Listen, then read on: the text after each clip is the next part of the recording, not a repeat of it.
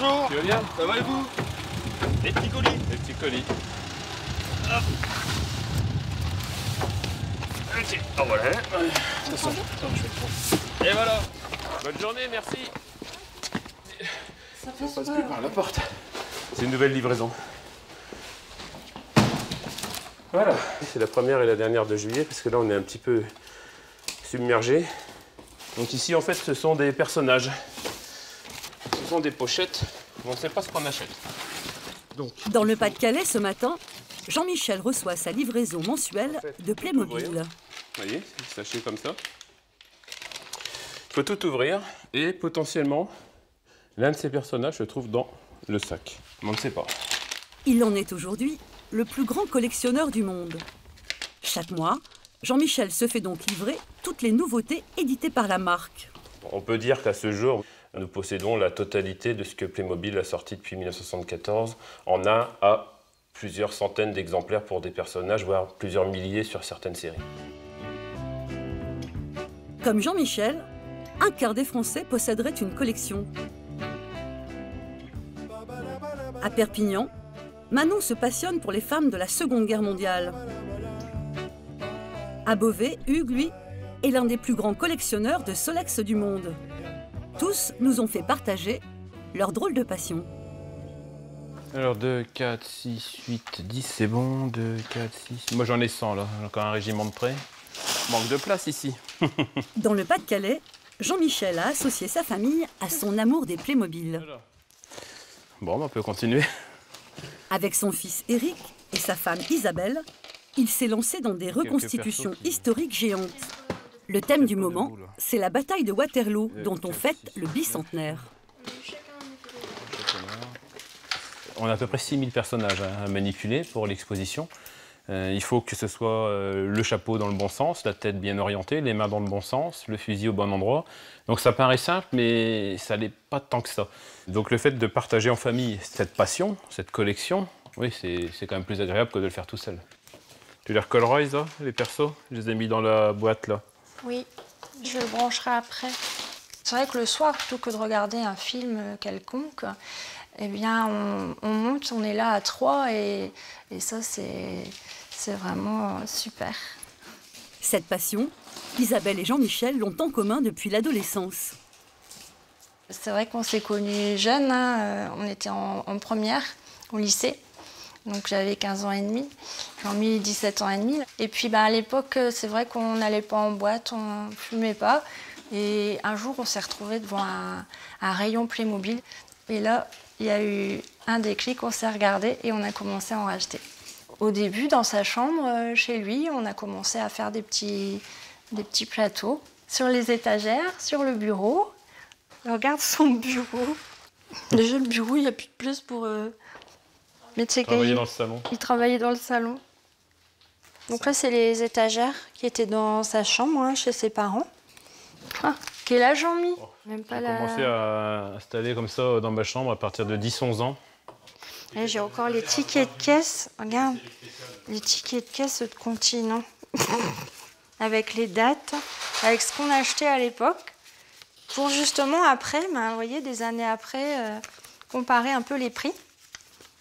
L'argent, ça n'a jamais été un problème pour moi. Non, parce que c'est une belle passion et je préfère qu'il fasse ça plutôt que d'aller au café ou autre.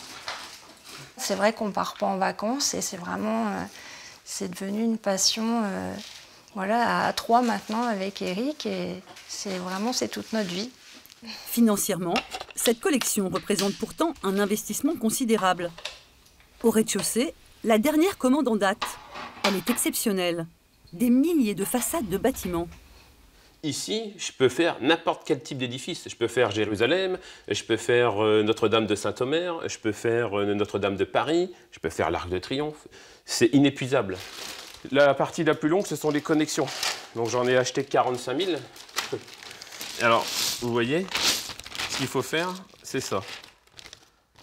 Tout doit être connecté. Il est un petit peu maniaque. Donc un ensemble comme ça peut coûter 45 à 50 centimes. 50 centimes multipliés par 45 000 pièces. Au total, cette commande aura coûté plus de 20 000 € à la famille. En règle générale, on a un budget de 1 000 € mensuel, qui est déjà quand même considérable. Sauf que sur cet achat-là précisément, non, on a été absolument hors budget. Là, on s'est fait plaisir avec ma femme. C'est un investissement qui a été réfléchi en famille, parce que c'est quelque chose, c'est un petit peu comme si on achetait une voiture. C'est la plus grande commande qu'on ait jamais passée depuis 41 ans, ça c'est sûr. Avec les années, cet ingénieur agronome a amassé une collection inestimable. À tel point qu'aujourd'hui, la place manque. Jean-Michel nous emmène dans un lieu de stockage secret.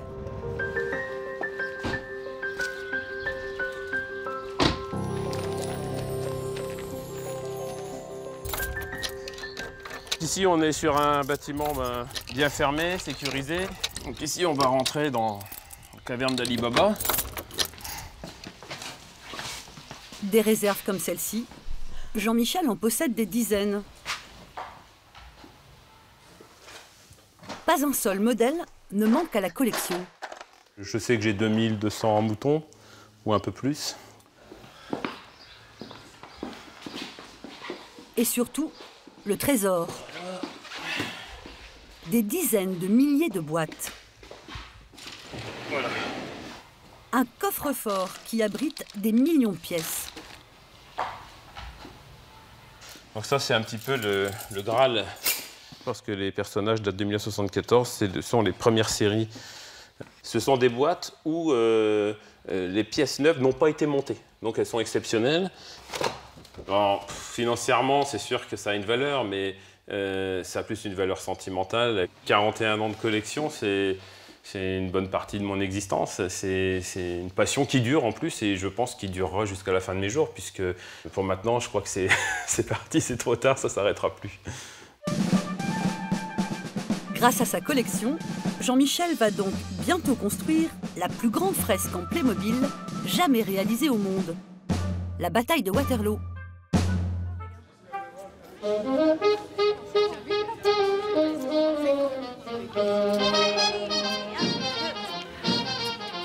À 25 ans, Manon, elle, n'en est qu'au début de sa collection. Tout près de Perpignan, dans la maison familiale, la jeune fille est fascinée par les femmes de la Seconde Guerre mondiale. Moi, ce qui me passionne dans la vie, c'est tout ce qui est trait aux années 40, 30, les femmes à l'époque, comment elles vivaient, comment elles s'habillaient. J'essaie de leur rendre hommage, on va dire, à ma façon. Je m'en inspire énormément, quoi. Là, c'est les bas, ce qu'on appelle les bas coutures, donc d'époque, avec la couture derrière. Ils s'accrochaient avec un porte-jartel. Donc la plupart, c'était carrément des culottes, voilà, des gaines, j'en ai une là d'ailleurs, d'époque. Donc ça, c'est vrai que quand on le voit comme ça, c'est pas très saillant, on va dire. Mais quand c'est vraiment tout l'ensemble en même temps, voilà, avec les bas et tout, je trouve que c'est vraiment le sexy d'époque, voilà. Je trouve que cette féminité-là, c'est vraiment autre chose que les trucs de maintenant où c'est super bas, super décolleté. Je préfère que ça soit justement presque un peu trop habillé et que justement il y ait plus de choses à découvrir, on va dire, entre guillemets. C'était sexy, mais il y avait encore du mystère, on va dire. Ça finit vraiment la tenue. Manon, elle aussi, manque de place. Elle a donc organisé un dressing au-dessus du garage de son père.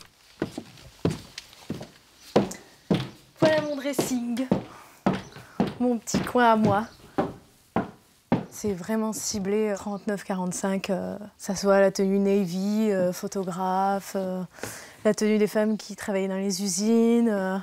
Là, j'ai un très beau tailleur 1940, civil, donc avec la taille bien marquée, comme typique d'époque en fait.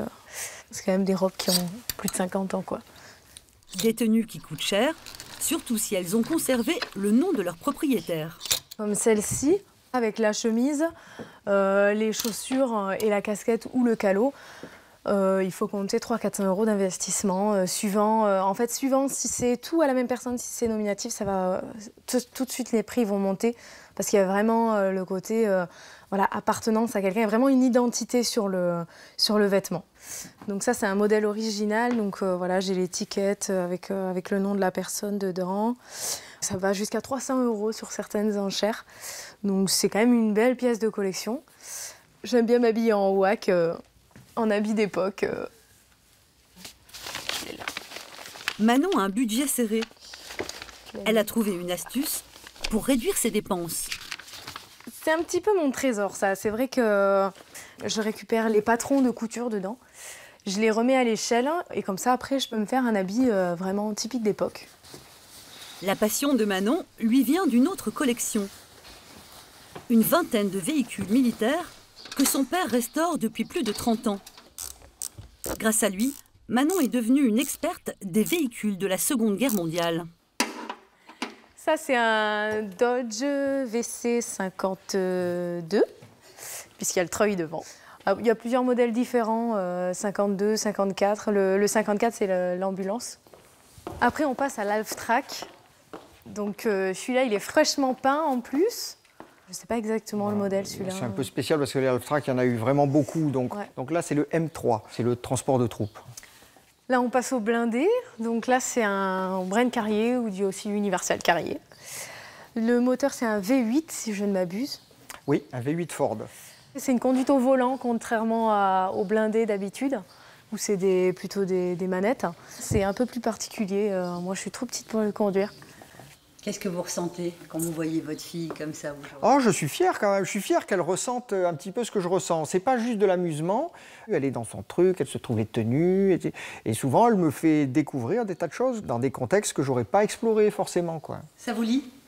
Ah oui, quelque part, oui, forcément. Déjà, père-fille, on est liés, mais en plus, on partage une même passion, même si avec des petites variantes, quoi. Donc, si bien c'est en plus complémentaire. On se complète, quoi. J'ai jamais eu trop la période, on va dire, d'adolescence où je laisse tomber pour pas faire comme papa, parce que j'ai pas envie de finir comme mon père ou comme la plupart des jeunes disent.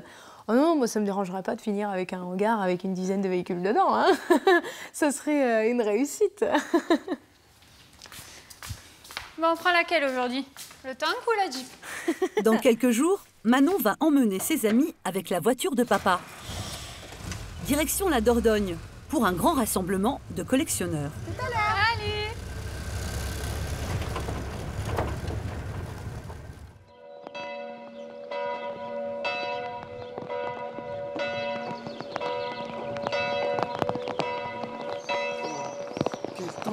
Ouais.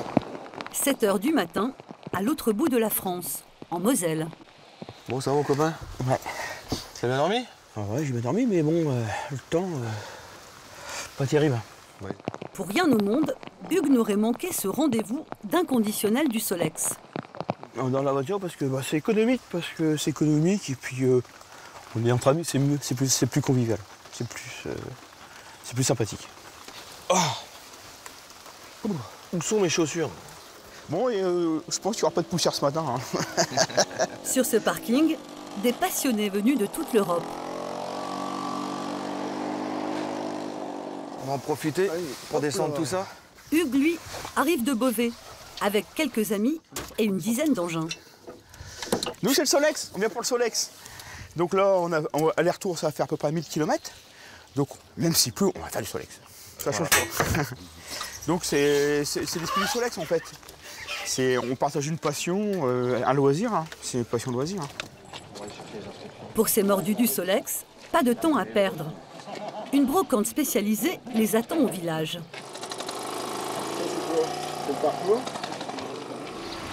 Faut mieux arriver en général dans les premiers. Ça permet de faire des affaires. Tout l'art du collectionneur consiste à dégoter la pièce rare.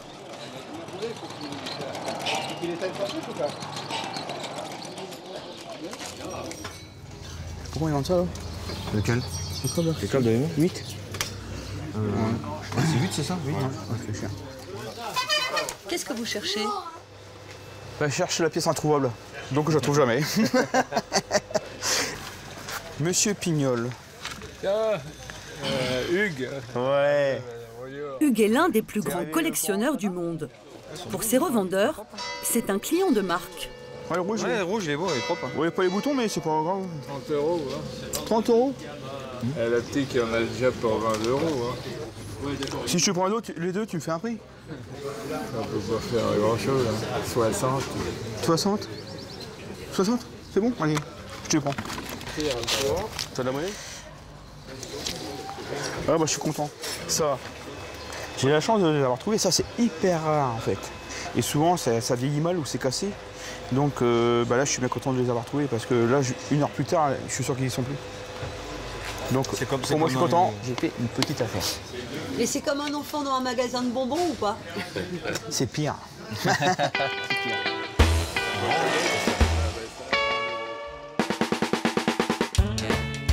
Hugues est pompier. Il habite à Beauvais. Entre lui et les Solex, c'est une longue histoire d'amour. Depuis 30 ans, Hugues a amassé près de 600 Solex.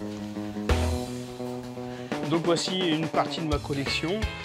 Un musée réservé aux seuls amis et aux membres de sa famille.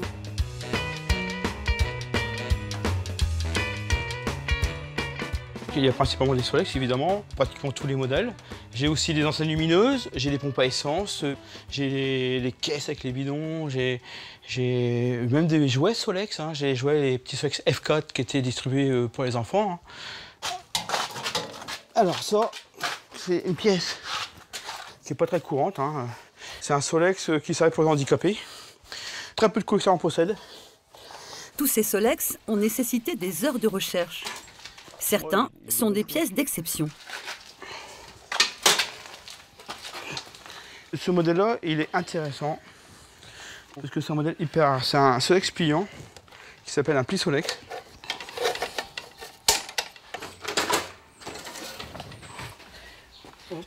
Donc il se démonte en quelques secondes. Et ça, c'est hyper rare aussi. J'en possède 3. Autant en avoir un d'avance, on ne sait jamais. Faut mieux être prudent. Voilà. On partait avec.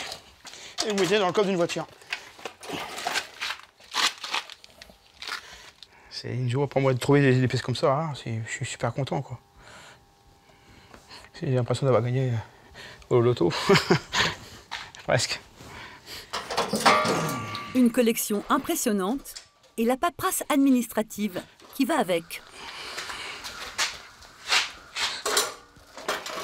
Ah, voilà.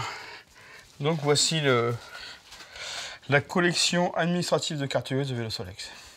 Parce que malheureusement, les Solex, maintenant, il faut les immatriculer.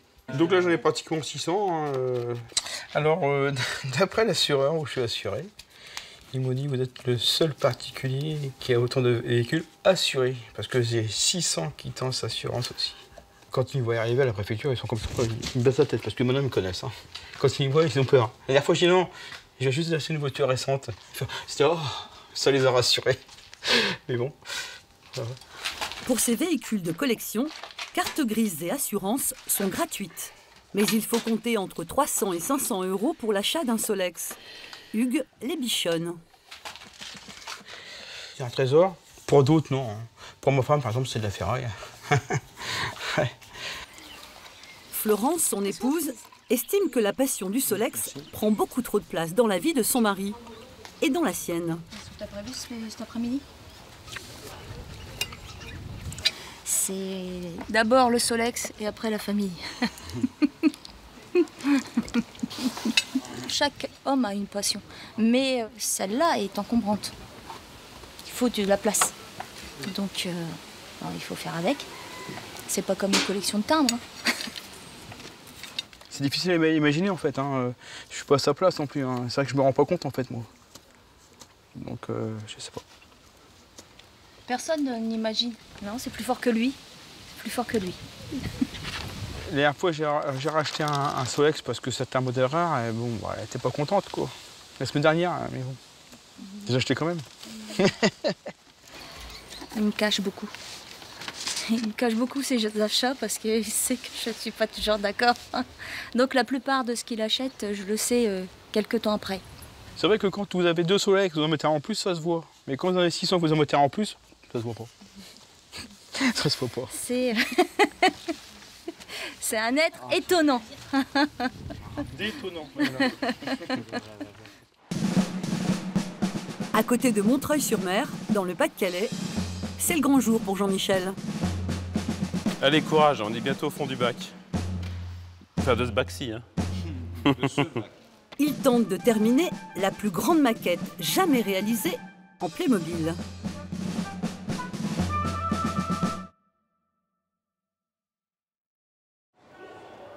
Jean-Michel a réalisé une fresque spectaculaire de plus de 200 mètres carrés.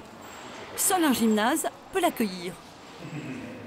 Tu les fais plus qu'ils s'enfuient, Isabelle, parce qu'ils sont en train de tirailler. Hein. Et les sangliers, tu peux les faire sortir sur le côté ici. Peut-être 1 millimètre plus sur la droite. Il n'y a rien à faire, il faut que tout soit parfaitement aligné. Jean-Michel dirige son champ de bataille avec méthode.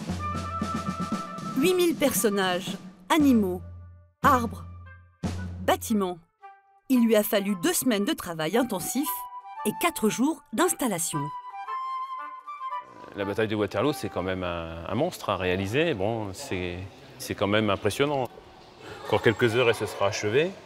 On apprécie le travail. On est vraiment dans la bataille. Là, on est dans la bataille de Waterloo. Enfin, on est plutôt du côté anglais pour l'instant. Mais pour achever cette œuvre gigantesque, Jean-Michel manque de soldats. Il a appelé un ami en renfort. Salut Jean-Mi. Tu vas bien? Vas-y, vas-y, regarde, hein, c'est pour toi. Hein. Il y a 400 à 500 personnages, je dirais. Il doit y en avoir potentiellement 650, 700, mais il y en a qui ne sont pas encore montés. Les Anglais, les Français... Un peu d'anglais là dans le fond. Ouais, ici. Ces Playmobil ont été achetés par Laurent. Voilà, ce que tu voulais. Ouais. Moi, je vais jamais faire les braderies ou les brocantes, c'est pas possible. Et je vais chiner 3 personnages ici, 3 personnages là, c'est pas possible, j'ai pas le temps. Voilà. On s'est fait un peu connaître et on a 1 ou 2 demandes toutes les semaines de gens qui me contactent pour savoir si éventuellement je suis intéressé pour acheter la collection. Ouais, c'est des belles pièces, hein. C'est des belles pièces. Je vais dire ce que tout collectionneur pense, je les ai, mais si j'en ai plus, ça va aussi. En fait, il en veut toujours plus. Je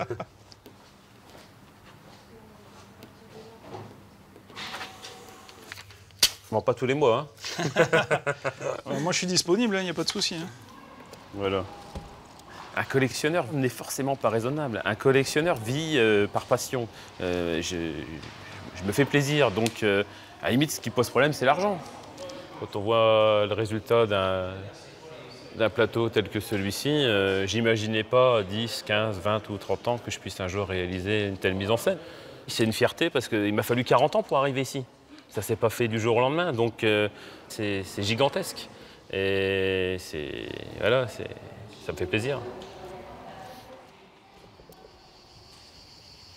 Glory, glory, what the hell a way to die.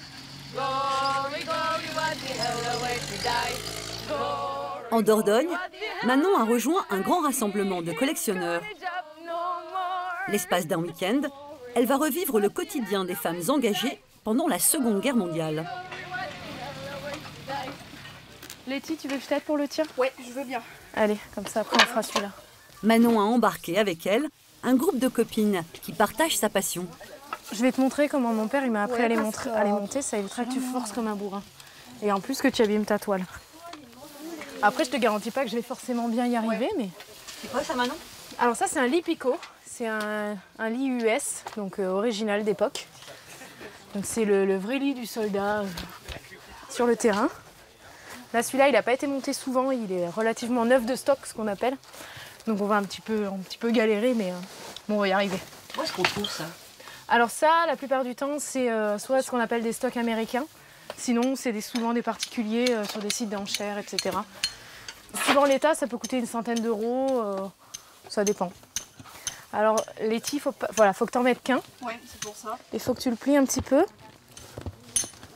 Que tu l'amènes là. Ouais. Bon, formée aux manœuvres militaires, Manon se comporte en vrai chef de troupe. Ah ouais, c'est bon. C'est bon? Ouais. Ah, c'est bon. Presque dedans. Bon, c'est une habitude en fait. Hein. C'est vrai que les 3-4 premières nuits, quand on n'a pas l'habitude, c'est un peu galère, quoi. C'est comme des chaussures hein, au début. Les 2-3 premiers jours, c'est un petit peu dur. Et puis après, c'est des chaussons, on ne peut plus les s'en séparer, quoi. À la guerre comme à la guerre, hein, comme on dit. Pour ce voyage dans le temps, Manon a apporté avec elle une bonne partie de sa collection. Oui, le rouge ou pas. Pour moi, mon devoir de mémoire, c'est de collectionner un maximum d'objets et de les garder en bon état, de ne pas rader entre guillemets avec, mais toujours de façon voilà, pédagogique. Je ne suis pas là pour faire... on joue pas à la guerre, quoi. Du rouge à lèvres? Oui, non, mais sinon on met plein là-dedans si tu veux. C'est le rituel du matin, c'est maquillage d'époque, coiffure d'époque. Donc pour les coiffures, on utilise beaucoup de photos et sur YouTube, on trouve pas mal de ce qu'on appelle des tutoriels. Donc de femmes qui expliquent comment se coiffer à l'époque, etc. Et chaque tenue a sa coiffure, entre guillemets. Grâce aux vêtements chinés par Manon, les filles se métamorphosent en femmes des années 40. La tenue du jour, c'est celle des infirmières de la 2e DB. Donc, il faut rajouter le ceinturon et le petit foulard au cas où, donc le foulard à carreaux bleu et blanc. Alors donc avec le brassard donc de la Croix-Rouge, pour montrer qu'on est infirmière. Normalement il faut 2 gourdes, mais ça dépend du budget de chacun aussi parce que c'est cher. Ensuite donc des chaussures, les guêtres à mettre par-dessus. Alors on peut les trouver sur internet ou des bourses aux armes pour acheter toutes sortes d'objets. Voilà. Je trouve toujours tout à moitié prix que le marché en fait. C'est parce que j'ai la patience de vraiment en chercher longtemps. Ma prochaine tenue, ça sera une tenue Royal Air Force, donc tenue anglaise. Et donc ça fait à peu près 4 mois que je cherche. Parce que j'ai pas envie de dépenser 500 € pour ça. Donc, parce que c'est quand même aussi un budget. Il faut quand même calculer ça aussi.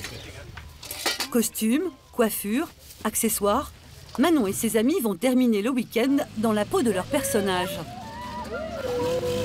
En tête d'un cortège de véhicules d'époque, le groupe d'infirmières va recréer l'ambiance des premiers jours de la libération.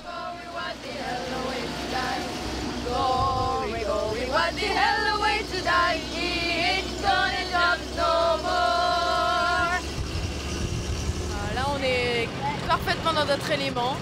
On est en habit d'époque, en tenue d'époque, avec les maquillages d'époque, dans les véhicules d'époque. Je donne un sens à ma collection avec ça, c'est-à-dire que je lui fais reprendre vie. C'est vraiment des années, les années et les années de recherche, de récupération, de budgétisation aussi. Et c'est là que toute notre collection elle prend un sens. C'est le jour J de la commémoration historique.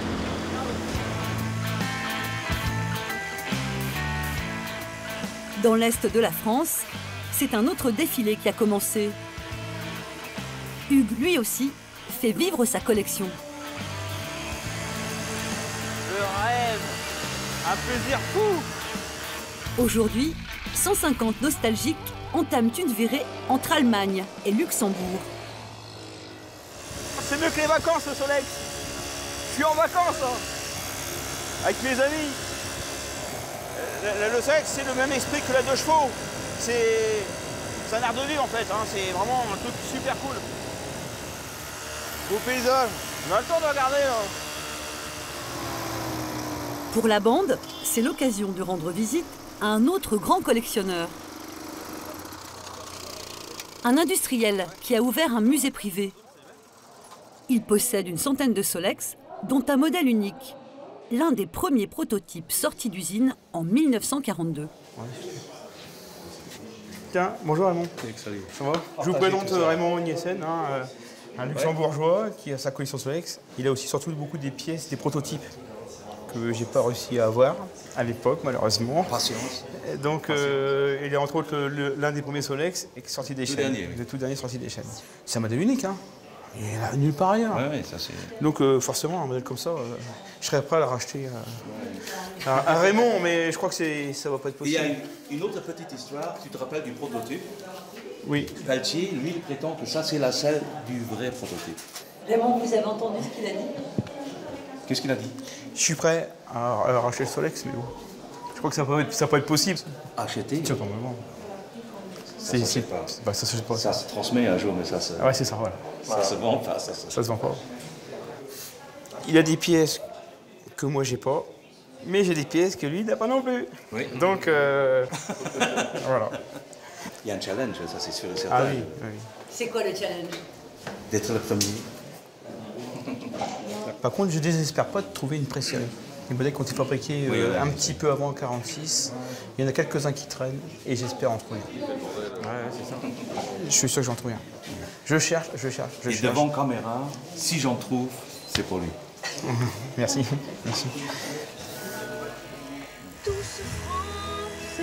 Comme tous les collectionneurs, Hugues, Manon et Jean-Michel n'auront jamais fini de chercher la perle rare. Pour eux, tous ces objets sont des trésors. Ils représentent une quête sans fin. Mon cœur